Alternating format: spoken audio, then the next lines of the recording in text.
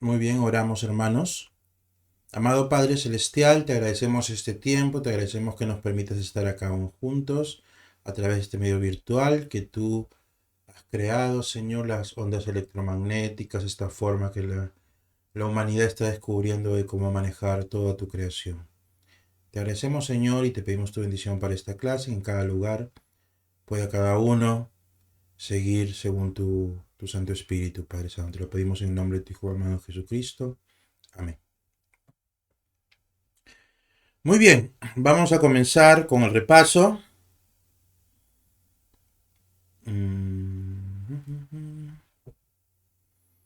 La semana pasada vimos acerca de la comunión diaria, ¿no? Vimos la comunión diaria y por qué era importante tener un tiempo devocional. ¿Por qué es importante tener un tiempo devocional, Anthony?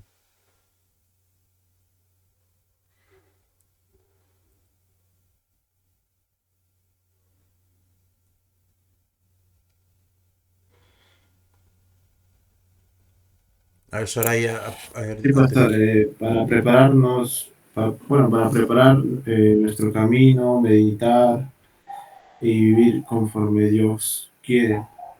Ujú. Ok. ¿Algo más, Soraya, que vimos la semana pasada?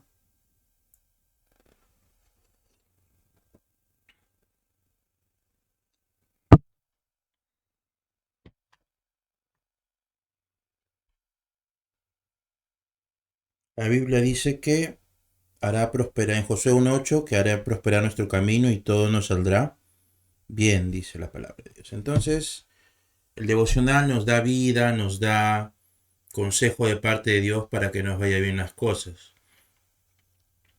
Y también vimos que cosas debía incluir nuestro tiempo devocional, ¿no? Alabanzas, oración inicial, debemos tener ganas de entender la sabiduría de Dios, ¿no? Y acercarnos con confianza. Entonces, les dejé un ejemplo de devocional en el YouTube de la iglesia. Suscríbanse, por favor.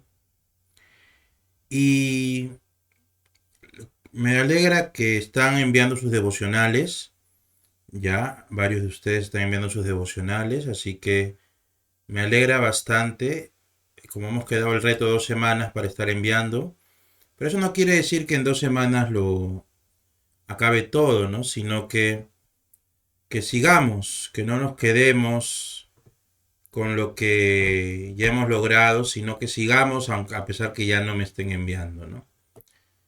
Muy bien, entonces vamos a continuar el día de hoy con el tema Mi iglesia. A ver,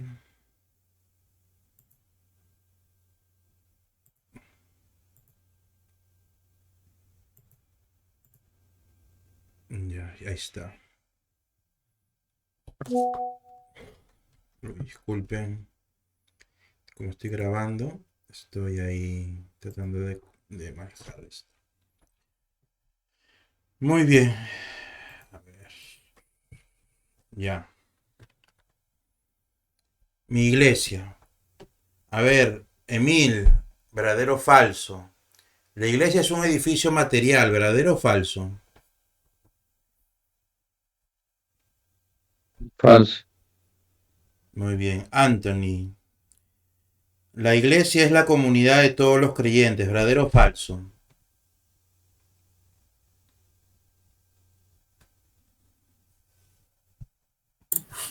Falso, pastor. Falso. Ya. Y Soraya, ¿puedo dejar de congregarme siempre y cuando siga leyendo la Biblia en mi casa y escuche programas cristianos por radio o televisión? ¿Verdadero o falso, Soraya?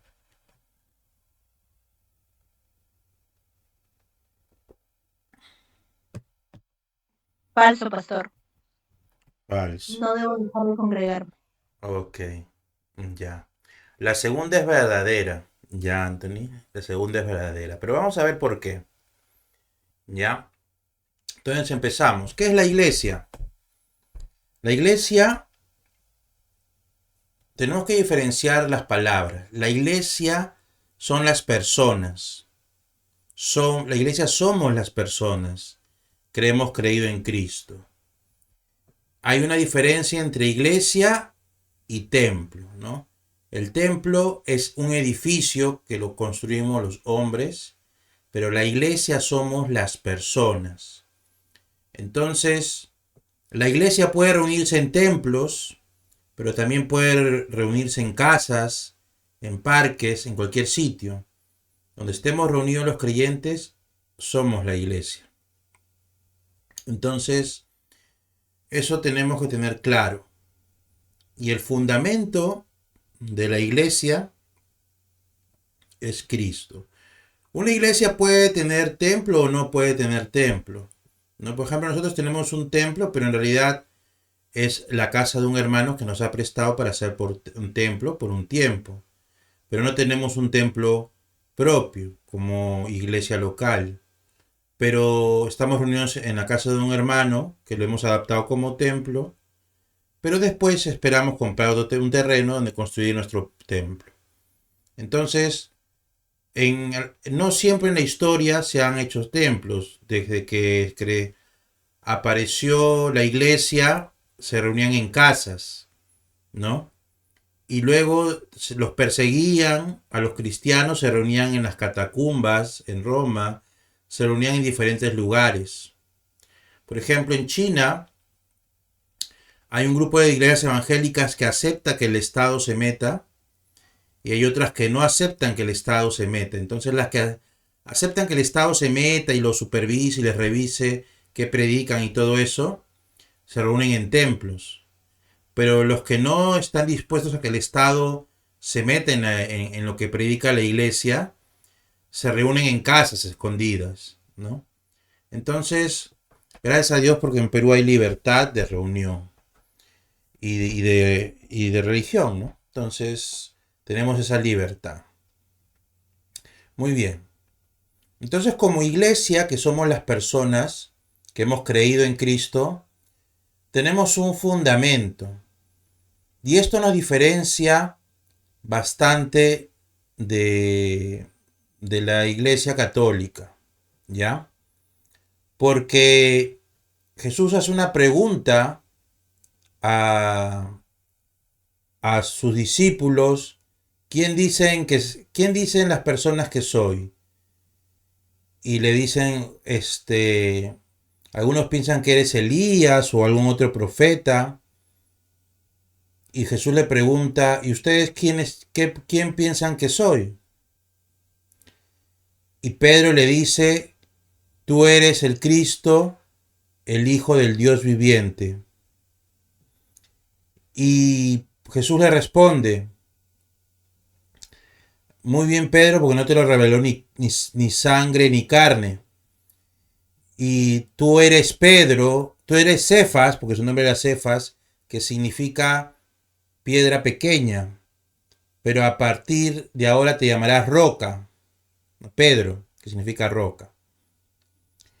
Y sobre este fundamento edificaré mi iglesia, ¿no? Pero el fundamento que se refería a Cristo no era el nombre de Pedro, sino era la afirmación de Pedro.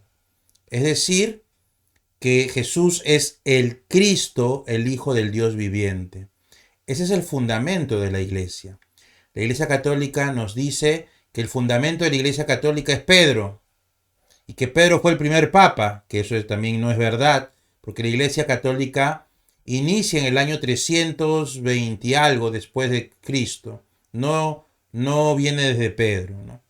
Entonces, hay cosas que nos diferencian claramente la Iglesia Católica, y esa es una de ellas. Nosotros no creemos en Pedro, no creemos en la figura del Papa, que supuestamente es el sucesor apostólico de Pedro. No creemos en esas cosas porque no está fundamentado en la Biblia.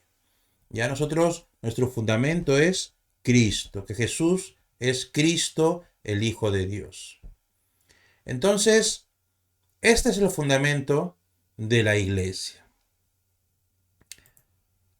Pregúnteme si tienen dudas, hay mucho que responder. Yo sé que hay mucho que responder. Muy bien. Entonces, hay dos conceptos que debemos manejar a partir de ahora. La iglesia universal y la iglesia local. La iglesia universal son todos los creyentes que hemos recibido a Cristo como nuestro Señor y Salvador. De todas las razas, de todas las edades, de todo el mundo, de todos los tiempos. Es decir, todos los creyentes formamos la iglesia como lo dice la Biblia, y nosotros lo denominamos la iglesia universal, que somos todos aquellos que hemos creído en Cristo, somos parte de la iglesia universal. Incluso de diferentes denominaciones, ¿no? Acá no diferenciamos denominaciones si somos de la Alianza Cristiana y Misionera, de Agua Viva, de la IEP, de la Iglesia Angélica Peruana o de la Bautista, ¿no? Porque estas denominaciones tampoco son, es la forma que nos agrupamos, pero no siempre han existido. Por eso tenemos una denominación para identificarnos, que guardamos ciertos parámetros de fe, cierta doctrina, pero no, la iglesia por la que vino Cristo es por todos los creyentes. Entonces, no hay una iglesia local mejor, ¿no? Ahorita centrémonos en la iglesia universal. Cuando la Biblia habla de la iglesia universal, habla de todos los creyentes, ¿no? Entonces, todos los que han creído en Cristo. ¿Ya? Entonces, y la misma Biblia dice que la iglesia es su cuerpo. Esto es una figura espiritual. Entonces, la iglesia es el cuerpo de Cristo, dice 1 Corintios 12, 27. Y Cristo es la cabeza de la iglesia, ¿no? Si la iglesia es el cuerpo, entonces Cristo es la cabeza de ese cuerpo. Entonces Cristo es quien gobierna sobre la iglesia. Por lo tanto, sus preceptos debemos obedecerlos. Así como nosotros tenemos una cabeza donde está el cerebro y manda a nuestro cuerpo, así Cristo manda sobre la iglesia. Y es por eso que la iglesia tiene que conocer lo que Cristo manda. Muy bien. Entonces, Cristo siendo la cabeza de la iglesia, cada uno de nosotros somos miembros de este cuerpo. Cada uno de nosotros tiene una función. Así como nosotros en nuestro cuerpo tenemos cada parte de nuestro cuerpo tiene una función, así cada cristiano tiene una función dentro de la iglesia. Tiene un propósito especial dentro de la iglesia. Es triste que en estos tiempos muchos no puedan ejercer su función porque no están dispuestos a conocer, a crecer, a hacer más por Cristo. No son parte de una iglesia. Entonces, pero tenemos una función. Entonces, los que estamos acá espero que podamos asumir nuestra función, nuestro rol. Y en base a esa función, Dios nos da dones espirituales. Los dones espirituales son capacidades especiales que Dios ha dado para que nosotros lo ejerzamos dentro de la iglesia. Nos da capacidades espirituales, son capacidades especiales para poder, por ejemplo, enseñar la palabra de Dios más eficazmente, para poder predicar la palabra de Dios, para poder ser dadivoso, para hacer buenas obras. No todos hacemos lo mismo dentro de la iglesia. Dios nos ha dado dones para que cada uno ejerza diferentes funciones y pueda bendecir a la iglesia. Entonces, hay una lista de dones, ¿ya? Para los que ya han estado en el culto el mes pasado, yo he dado un test de dones para saber qué dones tenemos. Si a alguno le falta, me avisa por WhatsApp para enviar el test de dones. Lo imprimen, lo llenan y ese test no es infalible, simplemente es una ayuda para poder descubrir tus dones. Un gran problema de la iglesia en estos tiempos es que muchos cristianos no saben qué don tienen, ni se interesan en descubrirlo. Entonces, si no sabes qué don tienes, tampoco sabes cómo servir, en qué área servir de la mejor manera, en qué área participar dentro de la iglesia. Y muchos cristianos se pasan la vida entre conciertos y canciones y solo querer asistir, pero no sabe realmente para qué es útil dentro del camino del Señor. Y hermanos, es bueno descubrir para qué somos útiles, porque cuál es nuestro propósito dentro de la iglesia, porque eso de verdad nos llena de mucha visión, muchos propósitos, nos llena realmente de contenido a nuestra vida, porque aprendemos a esforzarnos, a estudiar con una mira apuntando hacia un lugar, ¿no?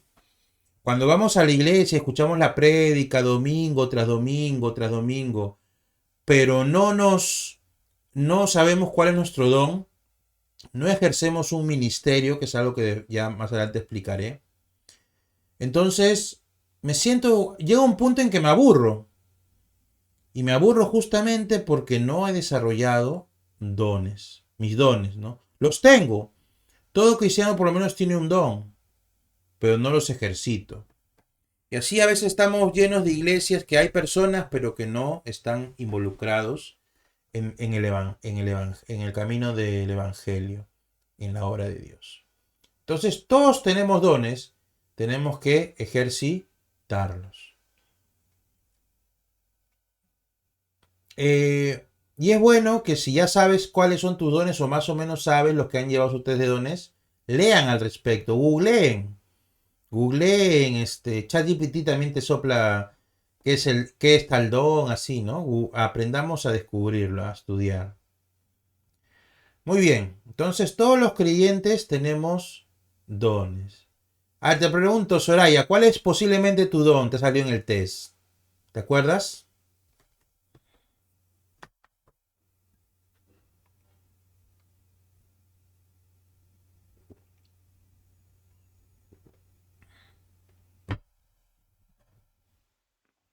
Pastor, yo me acuerdo que me salió el don de administración y a ver, ¿qué más?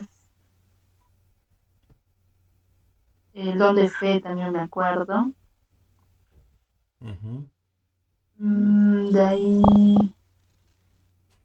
creo que uno más, pero no recuerdo muy bien ahorita. Ya. Ok, gracias. Entonces, ese don de administración y el don de fe tienes que leer qué se trata, tienes que ejercitarlo.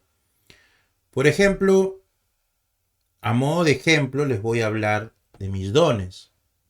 ¿Ya?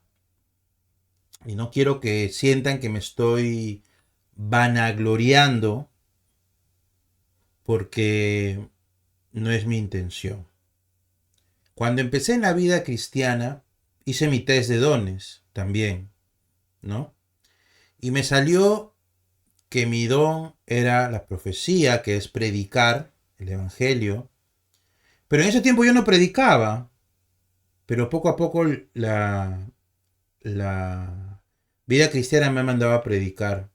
Me salió que tenía el don de enseñanza, el don de sabiduría, y poco a poco esas cosas me han ido ayudando. A través del servicio he ido aprendiendo y escuchando. La sabiduría tiene que ver con tomar decisiones. Y Dios me ha puesto delante de la iglesia también, de diversas iglesias, para tomar decisiones. Entonces, conforme uno va involucrándose, Dios te va dando dones, pero también tienes que tú esforzarte por mejorar esos dones, tener herramientas. Si tengo el don de enseñanza, tengo que estudiar para enseñar mejor. Si tengo el don de administración, tengo que buscar mejorar mis herramientas administrativas para utilizarlos dentro de la iglesia. ¿Ya? Por ejemplo, en estos tiempos hay muchas quejas o mucha mala fama de que los pastores se meten la plata al bolsillo, ¿no? En las iglesias. ¿Y por qué es eso? ¿Por qué pasa muchas veces eso?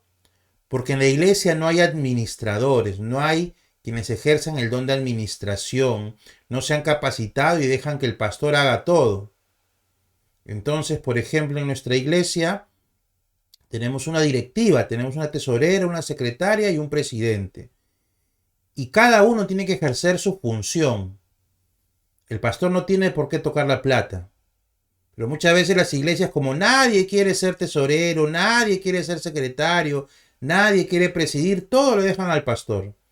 Y muchos pastores caen en la tentación. Los que tienen buen corazón, muchas veces caen en la tentación del dinero, no teniendo esa intención inicialmente, pero la tentación es tentación. Pero hay otros facinerosos que se aprovechan de eso, ¿no? Entonces el don de administración es muy necesario y muy pocas iglesias tienen buenos administradores. Así que, Soraya, tienes que ir desarrollando tu don dentro de la iglesia, se te necesita. Muy bien, entonces así los dones, hay una clase de dones, pero este no es el tema de los dones, ¿ya? Muy bien, sigamos con la iglesia. Dice en Efesios 1:12 que la iglesia universal es para la alabanza de la gloria de Dios. ¿Qué quiere decir eso? Que Dios es su gloria, lo mejor, lo magnífico de Él. Todos tienen, toda la creación lo va a alabar por quien es Él, por lo que ha hecho, y a la vez nosotros como su iglesia somos como de lo mejorcito que Él tiene. Lo que hagamos, todo lo creado, los ángeles y todo lo creado lo va a alabar por la obra redentora que hizo en la cruz para salvarnos a nosotros. Somos para alabar la gloria de Dios. Ahora, ¿cómo nosotros hacemos eso? Lo ponemos en papel, ¿cómo lo traducimos a nuestra vida diaria?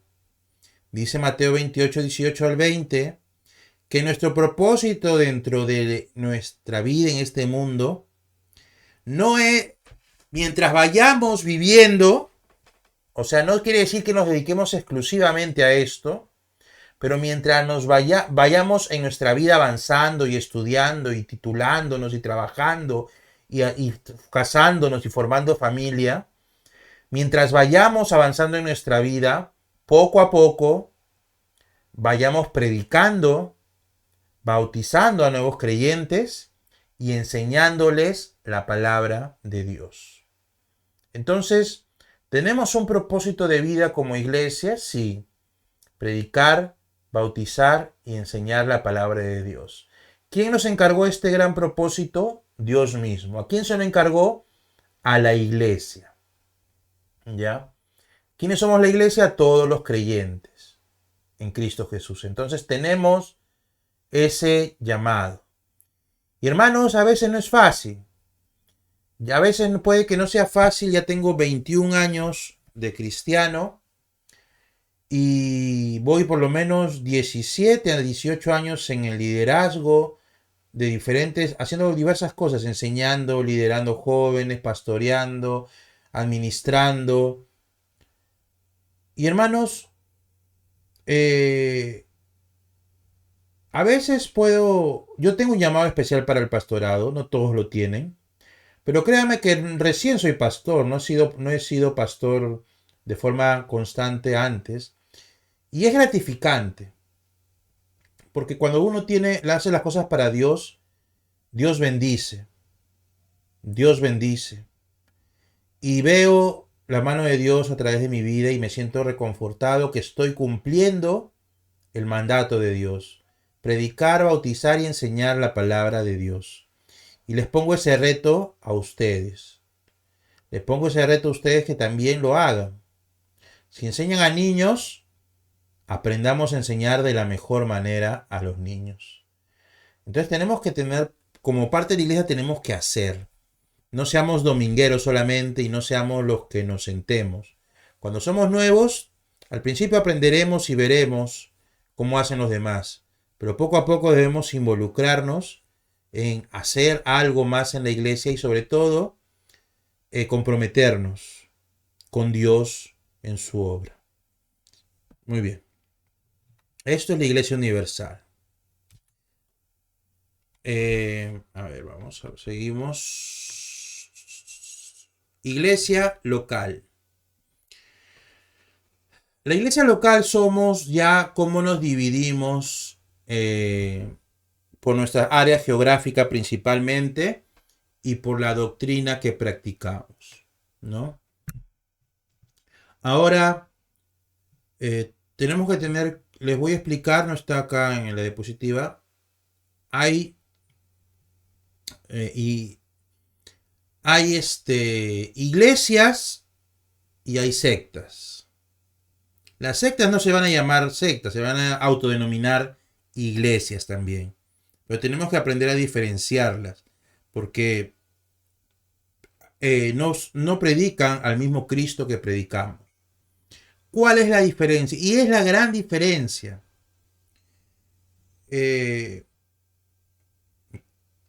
Los que somos iglesia, nuestra doctrina, lo que predicamos y enseñamos, está basado en la Biblia.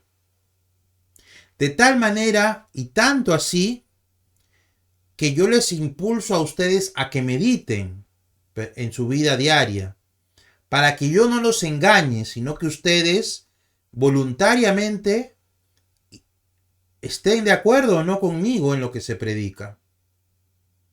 Que corroboren en la palabra de Dios si lo que yo predico es verdad o no. Y las iglesias, por lo general, tienen esta práctica, las iglesias sanas, de que cada uno tiene que encontrar la verdad de Cristo. Yo lo puedo enseñar, pero ustedes deben comprobarlo, como hemos visto en clases anteriores.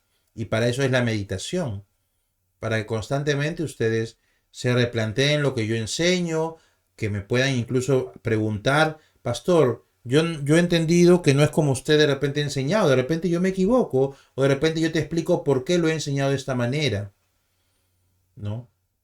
En cambio, una secta te va a imponer qué cosa debes creer, y así es la interpretación bíblica, y esto es la verdad y punto.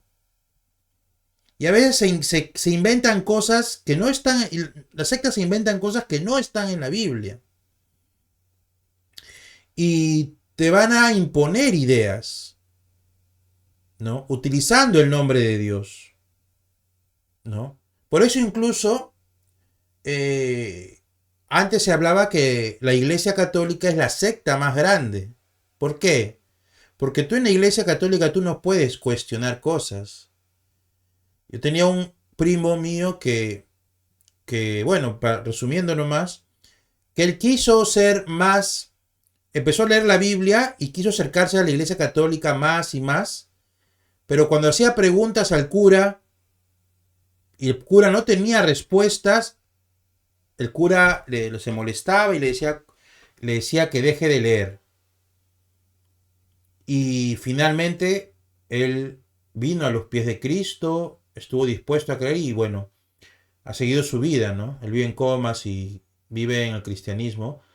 Pero lo que voy es que, por lo general, una secta no va a creer en lo que está escrito en la Biblia o no va a desafiarte a que tú puedas encontrar a Cristo.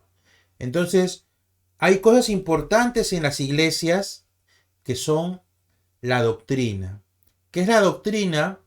Es el conjunto de creencias que que tienen un grupo de las iglesias locales que nos identifica. Es decir, todas las iglesias evangélicas peruanas tenemos la misma doctrina en cualquier lugar del país, ¿no? Entonces,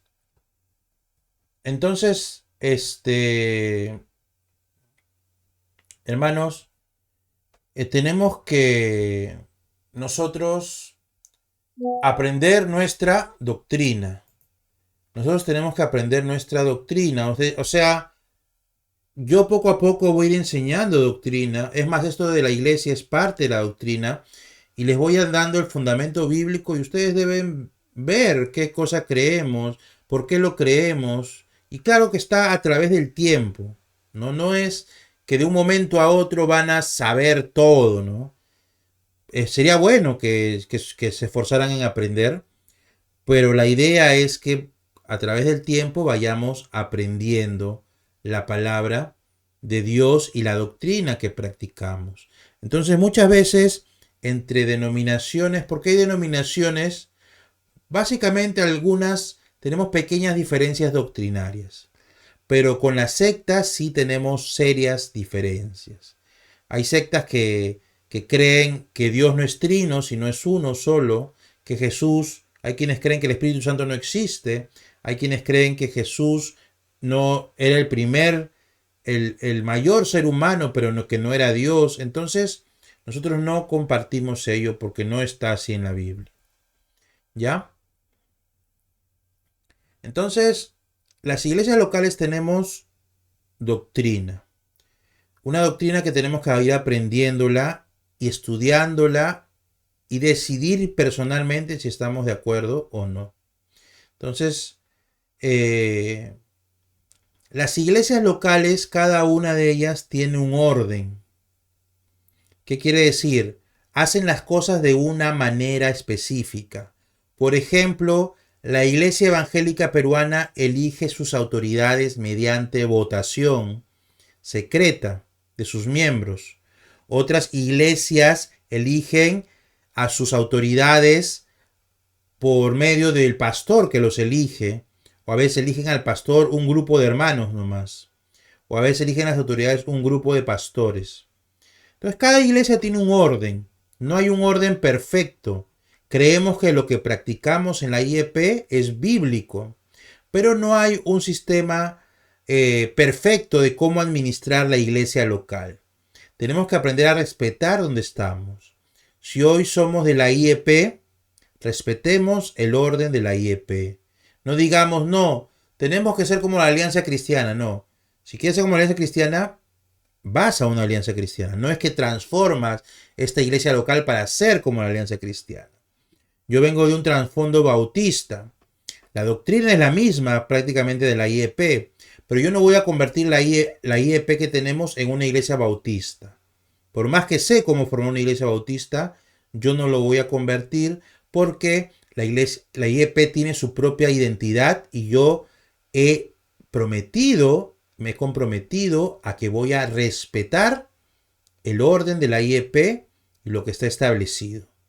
Así que uno hace un compromiso con su iglesia local. Entonces justamente ahí viene el hecho del versículo de Hebreos 10, 24 y 25. Dice que no debemos de congregarnos como algunos tienen por costumbre. Entonces, Dios dice que debemos congregarnos, ¿no? Siempre, por hábito, ¿no? Es difícil, a veces sí es difícil, a veces nos queda lejos la iglesia, a veces no hay iglesias cercanas, pero ahí está el esfuerzo, pues. Lo más ideal es que si no hay iglesia en tu localidad, tú mismo abras y trates de abrir una iglesia. Eso lo han hecho muchas veces muchos hermanos que no son pastores, que invitan a un pastor para que venga a hacer culto, para que abran un anexo en su iglesia y así va creciendo, ¿no? Pero debemos acostumbrarnos a congregarnos. ¿Está bien escuchar prédicas por internet? Sí, yo escucho prédicas por internet, pero no por eso dejo de congregarme. ¿Ya? ¿Por qué nos debemos congregar según Hebreos 10:24? ¿Por qué debemos reunirnos en una iglesia local? Dice la palabra de Dios para estimularnos al amor y a las buenas obras. ¿Qué quiere decir? Tenemos que aprender a amarnos. Los 4 que estamos acá ahorita tenemos que amarnos. Tenemos que aprender a amarnos más y más en el Señor. Y tenemos que animarnos a hacer buenas obras. O sea, buenas obras tienen que ver con hacer la voluntad de Dios, pero también aportarnos bien en nuestro día a día, a aprender a, por ejemplo, yo quiero que ustedes sean los mejores hijos, los mejores esposos, cuando se casen, cada uno de ustedes, los mejores profesionales, los mejores vecinos, hacer cosas por otros. Para eso estamos en la iglesia, para animarnos a hacer cosas buenas también. A la iglesia entramos por fe, pero nos seguimos congregando para hacer buenas obras para con los demás. Entonces, no debemos dejar de congregarnos. Y lo otro que indica en Hechos 2:42 es el ejemplo de la primera iglesia. Después que viene el Espíritu Santo en Hechos 2, dice que la iglesia se congregaba en las casas y por los parques, las calles, dice. ¿Y qué hacían?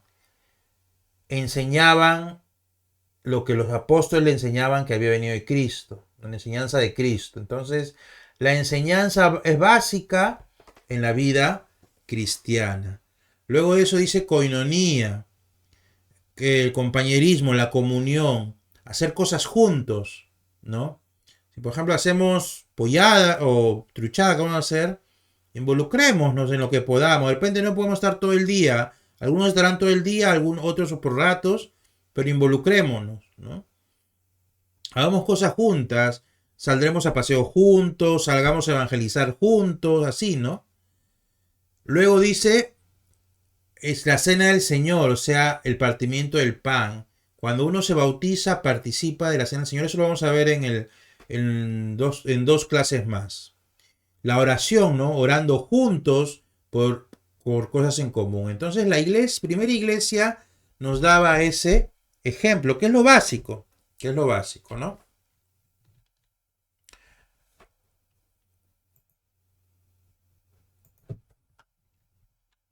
Muy bien. ¿Cómo apoyar a la iglesia? No he puesto los versos porque ya no me alcanzó el tiempo, pero ustedes están en sus materiales, ¿no? ¿Cómo apoyar a la iglesia? Sobrellevar la carga los unos de los otros, ¿no? O sea, apoyarnos, animarnos, contar nuestros problemas a veces. Lo mejor es buscar consejo cuando hay problemas y la recomendación entre solteros es varón con varón y mujer con mujer. Y entre los casados, ya sea con tu esposo, con tu pareja o con un hermano mayor pero que sea de tu mismo sexo, ¿no? ¿Por qué? Porque imagínate, no eres casado y buscas el consejo de la esposa del pastor, no tienes un varón que busque el consejo de la esposa del pastor, no tiene mucho sentido y más bien trae tentaciones que son innecesarias, ¿no? Entonces, pero debemos apoyarnos. Hay hermanos que no quieren contar nada, hermanos, que no quieren compartir sus cargas, sus pruebas, sus problemas, no quieren y está mal. Tenemos que aprender a abrirnos y a ser transparentes y si necesitamos ayuda, pedirla, ¿no? Por ejemplo, algo que me ha pasado es que yo me acerco a una persona en el culto. Le pregunto, hermano, ¿cómo está? Bien. Y hermano, ¿no tiene alguna carga, un motivo para orar? No. Pero podemos de repente otro día conversar en su casa. No, no puedo, veré si tengo tiempo y conversamos, pastor. Pasa un tiempo, el hermano tiene pruebas y después el hermano se queja. Ay, que el pastor nunca me visitaba, que el pastor no me preguntaba cómo estaba, que el pastor no se daba tiempo para las personas. Pero yo quería, solamente que las personas no nos gusta abrirnos. Y esto es algo de dos, o sea, yo tengo que, como pastor, yo tengo que velar por muchas personas. ¿Y a quién voy a dar prioridad? A quien esté dispuesto a ser ayudado, ¿no? A quien esté dispuesto a mi consejo. Es a quien pongo prioridad, ¿no? Sí, pero a todos tienen las puertas abiertas para apoyar. Yo voy a veces iré a visitar, aunque el hermano no me abra mucho, de mucho tiempo, pero no siempre. Y a veces falta tiempo, y la verdad falta tiempo. Bueno, acá está Anthony. Yo estoy a pastor a medio tiempo e incluso yo recibo una pequeña ofrenda de la iglesia. Una, es una ofrenda simbólica porque eh, en sí se procura que los pastores cuando están a tiempo completo puedan recibir un sueldo y se dediquen a la obra. Yo quisiera dedicarme a tiempo completo. Yo quisiera dedicarme tiempo a preparar estudios, a enseñar más. Quisiera dedicarme, pero yo tengo que trabajar para mantenerme. Yo tengo que pagar aún mi casa que no terminé de pagar. Entonces, eh, doy consejo y trato de invertir mi tiempo en la medida que los hermanos están dispuestos a pedir ayuda, a sobrellevar la carga de los demás, ¿no? A que estén dispuestos a que les sobrellevemos también sus cargas, a orar por ellos, a apoyarlos en algún momento, ¿no? Entonces, tiene que ver mucho la actitud, ¿no? El pastor no es el culpable de todo, sino los hermanos tenemos que aprender a confiar en los demás hermanos. Y no siempre tiene que ser el pastor el que te ayude, puede ser otro hermano que le pidas apoyo en algo necesario, ¿no? Pues debemos sobrellevar la carga de los demás. Dice que hagamos bien a los demás, sobre todo a los de la fe, ¿no? ¿Qué significa? O sea, tenemos recursos limitados, tenemos cosas, tiempo limitado.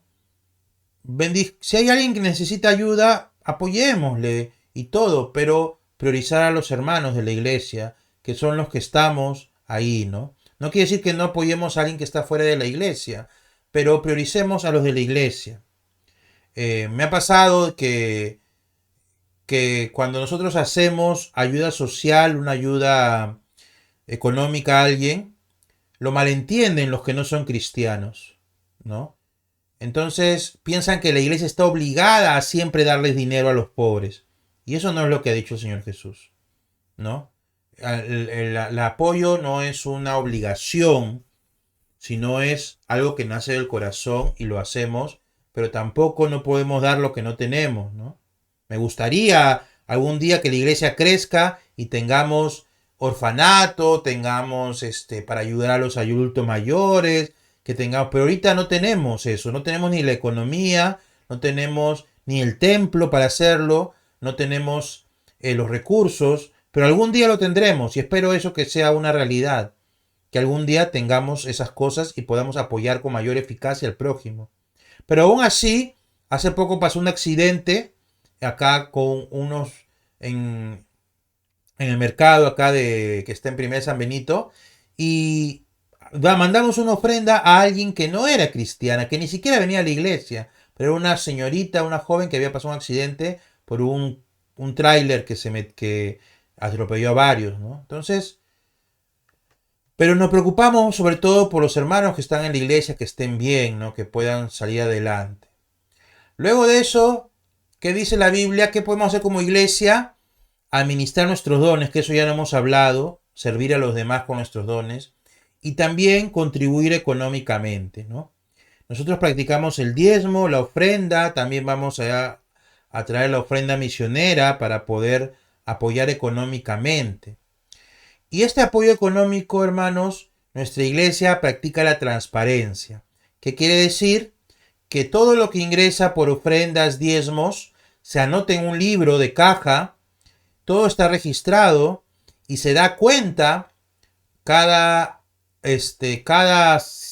reunión, asamblea que tengamos, damos cuenta, no todos los domingos, sino en asamblea de miembros, se da cuenta de lo que se ha gastado y cómo se gasta, ¿no? Y al final se ve, queremos que todo sea claro, ¿no?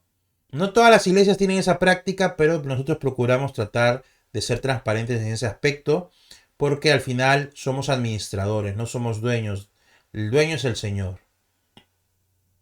Muy bien, ¿qué más dice la palabra de Dios respecto a la iglesia local? Respecto a los líderes. Dice en Romanos que debemos tenerlos en alta estima y amarlos, ¿no? Yo sé que esto me conviene a mí, ¿no? Ustedes tienen que, en otras palabras, amarme, ¿no? Dice tenerme en alta estima, considerarme, ¿no? Entonces, pero no solo por mí, sino por los pastores que han estado antes, ¿no?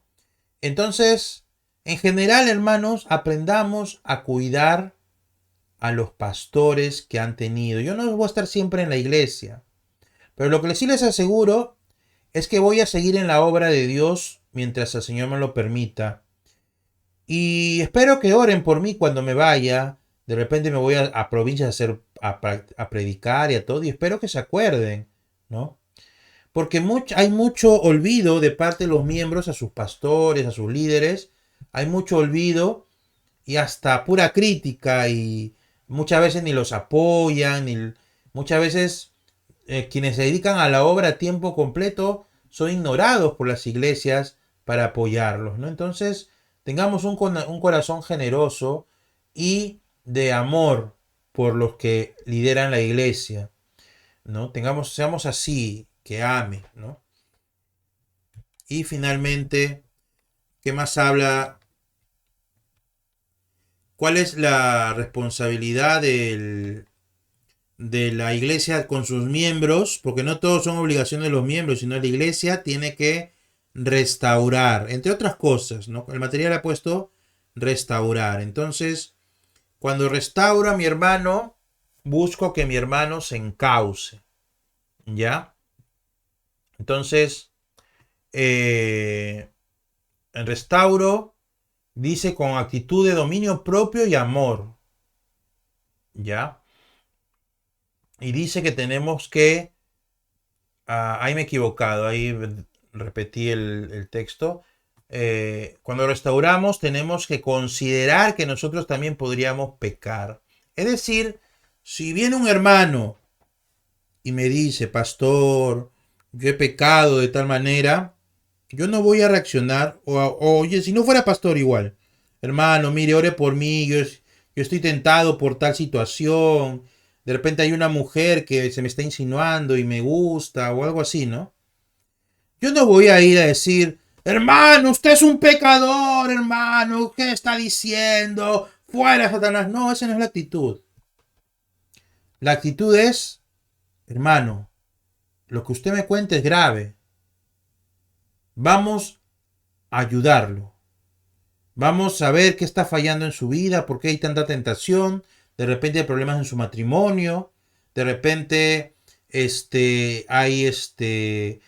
tienen malas prácticas. Por ejemplo, hay muchos hombres que son muy confianzudos, o muchos hombres que dejan que las mujeres vengan y lo agarren del brazo y que les se pongan cariñosas, y a veces los hombres no ponen su límite, ¿no? A veces pasa. Me ha pasado incluso en las iglesias y he tenido que poner límites, ¿no? Entonces, y tenemos que restaurar, ver la manera en que esa persona se encauce, que vuelva a los caminos del Señor, ¿no? Si hay un hogar destruido, la iglesia tiene que procurar restaurar ese matrimonio, ¿no? Se puede uno divorciar, si hay causas en la Biblia de divorcio, sobre todo infidelidad, pero ya hay cosas que se rompen y de repente no. Pero he aprendido que Dios puede restaurar aún las relaciones más rotas. Mucho tiene que ver la disposición de ambos, ¿no? Ahora último he leído la noticia de Kaká, ¿no? Que se divorció a pesar que intentó todo. Kaká es cristiano, no quería divorciarse, pero su esposa no quería ya seguir en la relación. Al final tuvo que hacerlo, porque ya no, su esposa no era cristiana y no quería ya seguir en esa relación, ¿no? Y hay situaciones, pero Dios puede restaurar matrimonios que están quebrados, también lo he visto. Personas que ya se habían separado, habían tenido otros hijos y volvieron a juntarse y arrepentirse ante Dios. Entonces, la iglesia puede restaurar matrimonios, puede traer perdón, puede restaurar familias, ¿no? Entonces, la iglesia tiene que invertir su tiempo en ello, ¿no? Mi principal labor como pastor es que ustedes sean restaurados, ¿no? Para buscar a Dios cada uno de ustedes, ¿no? Pero ¿qué más hay? También la disciplina, y eso es para terminar. ¿Qué es la disciplina? Es la forma en que la iglesia conserva su testimonio y pureza. ¿Qué pasa? Ya voy a predicar sobre eso ya el próximo domingo. Voy a entrar en más detalle. Pero hay formas de resolver conflictos y formas de poder apartarnos del pecado, ¿no? Entonces, cuando cualquiera de nosotros, incluso yo, podemos volvernos duros de corazón y dejarnos llevar por nuestras pasiones. Y nadie puede decir, no, yo jamás, no, cualquiera puede fallar. Pero a veces nos lleva al punto de que no queremos reconocer ese pecado y afectamos a los demás, o es público nuestro pecado. Entonces, cuando ya la persona se pone dura de corazón y no quiere arrepentirse, la iglesia interviene. Entonces, la iglesia, por lo general, abre un caso, empieza a averiguar, forma un comité de disciplina, se llama un comité de justicia, creo que se llama, y evalúa el caso. Y de acuerdo a su evaluación del caso, tiene 5 posibles respuestas. ¿Ya? Si por ejemplo el hermano se arrepiente y el impacto de su pecado, por lo menos, por ejemplo, se prestó de alguien plata y no quería devolver, y a pesar que le insistían que le paguen, no devolvía, abren el caso de disciplina, y el hermano reconoce su pecado, le devuelve la plata, y le dice, perdón hermano, tenía problemas, justifica de alguna forma, ya, puede ser una amonestación. La amonestación es algo privado, no se dice a todos, ¿no? Hermano, no lo vuelva a hacer. Ya. Si es que de repente el hermano no se arrepiente o no que yo tienen que comprenderme y cualquier cosa por el préstamo y de repente uno se entera que le pidió prestado a otra persona y de repente dice ya por la vergüenza lo devuelve al final, se puede advertir, ¿no? Ya, bueno, lo has devuelto, pero vamos a reprenderte. Es decir, puede ser público o privado. Puede decirle llamar la atención de forma privada o ya público. Bueno, ha habido, porque sobre todo es público cuando los demás se enteran, ¿no? Entonces ya los hermanos saben que hay un problema con el hermano. Entonces se dice, el hermano ha tenido un problema con otro hermano de deudas. Nosotros le reprendemos, hemos reprendido esto, el hermano ha devuelto, así que ya acá cerramos este tema y ya, pero el hermano ha entrado en la comunión nuevamente. Eso es una reprensión, para que se sepa también que las cosas no se guardan sobre la alfombra, ¿no? Que es una suspensión. Ya es cuando un hermano no se arrepiente, ¿ya? Y llega un punto en el que ya el pecado ha traído consecuencias mayores, ¿no? Si, por ejemplo, esta persona deudora finalmente no devuelve el dinero, no quiere devolver el dinero, lo primero que hace es ya se suspende sus derechos, ¿no? Como miembro de la iglesia. Se dice públicamente, hermanos, el hermano no quiere devolver el dinero, se le advirtió, se le entrevistó, así que se suspenden hasta por 6 meses, hasta que el hermano devuelve el dinero y se le va a dar un tiempo para restaurar al hermano. Entonces va a haber una consejería de 6 meses o tal vez más, ¿no? Eso también aplica por lo general cuando una pareja alguien sale embarazada, una mujer sale embarazada y una pareja también se le suele disciplinar porque ya es algo que es un pecado continuo, ¿no? Que ha venido ocultas muchas veces, entonces se le suspende sus derechos públicamente. ¿Qué es la deposición?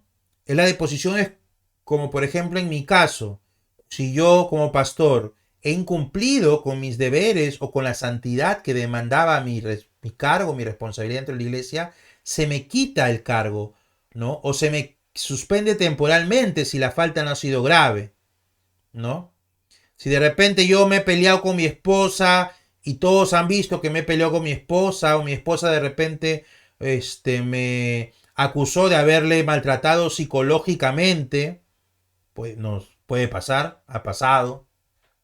Nadie, no ha pasado en mi caso, pero podría haber una denuncia. Se me puede suspender mientras hay investigación, o se me puede deponer por un tiempo y me arrepiento, porque un tema psicológico de repente es algo de un momento de ira y todo, pero soluciono con mi esposa y ya puedo ser restaurado en el pastorado más adelante, ¿no? Pero si, por ejemplo, fui infiel con mi esposa o ya me separé de mi esposa, ya se me quita el cargo definitivamente, ¿no? Por ejemplo, en esos casos. O si me agarré plata de la iglesia, o si le engañé a algún hermano con un negocio o algo así, ¿no? Se me retira del cargo. Incluso al secretario, al tesorero, al presidente también puede pasar eso, ¿no? Y eso también es público. Y la excomunión ya es sacarte de la iglesia. Pero la excomunión tiene que ver con que ya el hermano no se arrepintió pero por nada. Es decir, el hermano que pidió prestado, como hemos estado con el ejemplo, ya no le devolvió y es más, se pidió prestado de otro hermano. Nunca se arrepintió. Mejor es, hermanos, públicamente, este hermano lo excomulgamos de la iglesia, ya no pertenece a la iglesia, no ha tenido las mejores intenciones, ha hecho daño a las personas, se les saca de la iglesia. Entonces, esos son la disciplina que se aplica dentro de la iglesia. Entonces, se dan cuenta, hermanos, que no es es progresivo y depende mucho de de las faltas, ¿no? Depende mucho de las faltas cometidas. Entonces, hermanos, nosotros también como parte de la iglesia lo practicamos. Es duro a veces, sí es duro, a veces ver, sobre todo ya hacerlo público, pero hermanos, sirve. Hay mucha gente que se arrepiente cuando algo es público y de verdad les ayuda y se corrigen de su camino. Así que es parte y es bíblico, ya el domingo voy a profundizar sobre estos temas, ya, pero es parte de andar en victoria, porque es como antiguamente el, a los hijos cuando son niños, el papá les dice, oye, no hagas esto, y lo sigue haciendo, no hagas esto, y lo sigue haciendo, no hagas esto, y lo sigue haciendo, y ya viene el chicotazo, ¿no? Ahí se con el dolor se corrige. Esta disciplina pública es similar, ¿no? Y es mejor que la iglesia incluso discipline cuando la persona no quiere arrepentirse, o cuando le cuesta arrepentirse, porque el mismo Señor, su castigo aún es más fuerte. El castigo de Dios a un cristiano que está, como dice en Hebreos 12 también, el padre que ama al hijo lo castiga y el Señor cuando castiga a sus hijos es porque los ama, porque no quiere que se dejen llevar por sus pasiones y por los pecados. Entonces, mejor es aprender también aprender de esta disciplina en la iglesia.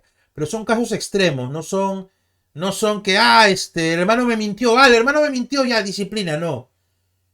Te puedes arrepentir, todo esto, la disciplina en la iglesia, que se lleva de esta forma, se aplica ya cuando hay una reiteración de una conducta, un no arrepentimiento, ¿no? Muy bien, disculpen haber alargado un poco la explicación, quería hablarlo. ¿Alguna pregunta? Díganme las preguntas.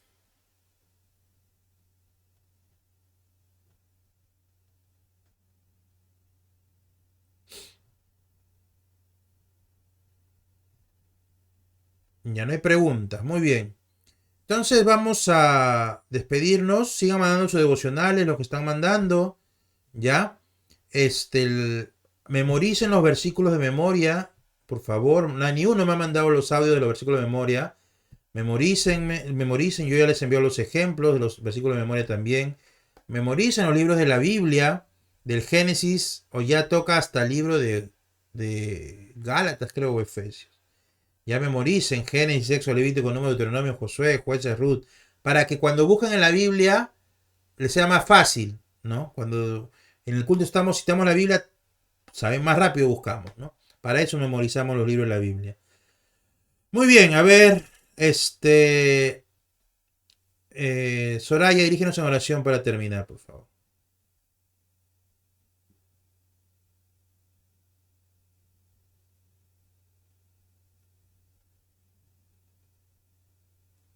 Ya pasó. Señor, te agradecemos, Padre, por este día que nos has regalado, Señor. Te agradecemos por poder reunir a cada uno de mis hermanos, Padre, para poder seguir aprendiendo, conociendo, Señor, más de tu palabra, pudiendo entender más cosas que tal vez aún no lo sabemos o lo volvemos a recordar, Padre. Gracias por tu amor, por estar siempre presente, Señor, con nosotros. Gracias por mostrarnos el camino correcto. Gracias por muchas cosas que haces en nuestra vida, Señor. Ayúdanos a seguir teniendo esas ganas, esa disposición de querer aprender. Agradecemos, Padre, también por la vida del pastor que da su tiempo, Señor, para poder explicarnos, para poder absorber cualquier duda que podamos tener, Señor. Gracias por todo lo que haces, Señor, y te pedimos, Padre, que nos sigas fortaleciendo más en tu obra, Señor. Te lo pedimos en Cristo Jesús. Amén. Amén.